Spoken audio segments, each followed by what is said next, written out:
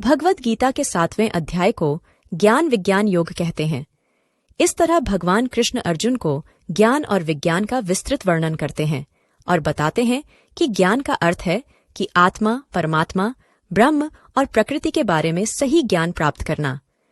विज्ञान का अर्थ है कर्म करना, लेकिन बिना फल की इच्छा के। ज्ञान एक प्रकार का अमृत तत्व है। जब व्यक्ति को इन सभी चीजों का बोध हो जाता है, तभी वह अपने जीवन में इनका सही उपयोग कर सकता है।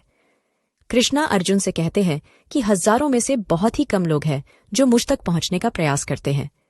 अन्य सभी लोग तो भोग विलासिता में व्यस्त है। जो कुछ लोग मेरे तक पहुंच जाते हैं तो उन्हें मोक्ष की प्राप्ति होती है। उनको किसी घड़ी की तरह उन्हें सिर्फ दिखी हुई दुनिया देखकर समझना मुश्किल है। उनका असली रूप जानने के लिए अंदर की आंख खोलनी पड़ती है, जो एकनिष्ठ भक्ति और योग के जरिए ही खुलती है। उन्हें जानना ही सबसे बड़ा ज्ञान है, क्योंकि वही सब कुछ है। उन्हें जानने मात्र से ही सच्ची सुख और मुक्ति मिल जाएगी। संपूर्ण संसार के जीवों में वे ही है। वह सर्वव्यापी और सर्वज्ञानी है। वे जल में रस, चंद्रमा और सूर्य में प्रकाश, वेदों में ओंकार, आकाश में शब्द, पुरुषों में पुरुषत्व, पृथ्वी में गंध, अग्नि में तेज, जितने जीव है उनमें मैं जीवन और जितने तपस्वी है उनमें उनका तप है।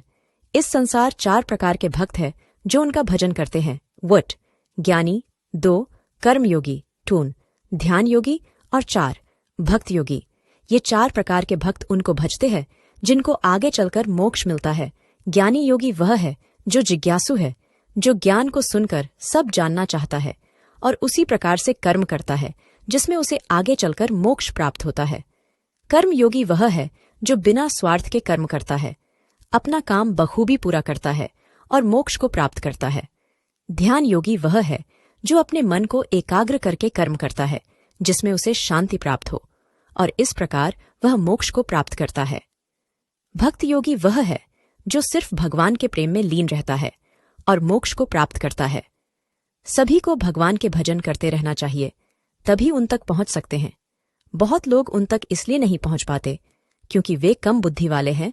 उनको इच्छाओं ने, कामनाओं ने उनको हर लिया है। जब तक इच्छा पूरी नहीं होती, वह उसकी कामना करते रहते हैं। जैसे ही इच्छा पूरी हो जाती है, वह सुख भी समाप्त हो जाता है। ये इच्छाएं अंतकाल तक सुख नहीं देती, ये क्षणिक होती हैं। कृष्ण कहते हैं कि जो भक्त मुझे भजता उसे अनंत समय तक सुख प्राप्ति होती है। एक कर्मयोगी व्यक्ति वही है जो अपना कर्तव्य निष्ठापूर्वक निभाता है। उसे फल की चिंता नहीं होती। वह जानता है कि फल तो ईश्वर की इच्छा पर निर्भर करता है। वह तो अच्छे बुरे नतीजे की फिक्र छोड़कर सिर्फ अपना काम पूरी ईमानदारी से करता है। वही असली कर्मयोग है। कृष्ण कहते हैं कि सभी को भगवान के भजन करने चाहिए कि इस प्रकार गीता के 7वें अध्याय में ज्ञान और विज्ञान दोनों के बीच संतुलन कैसे बना के रखा जाए की बात की गई है। भगवान कृष्ण अर्जुन को विश्वास दिलाते हैं कि ज्ञानी व्यक्ति अपने ज्ञान का उपयोग करके अच्छे से कर्म करता है और कर्मयोगी अपने कर्मों में ज्ञान का प्रयोग कर कर्म करता है।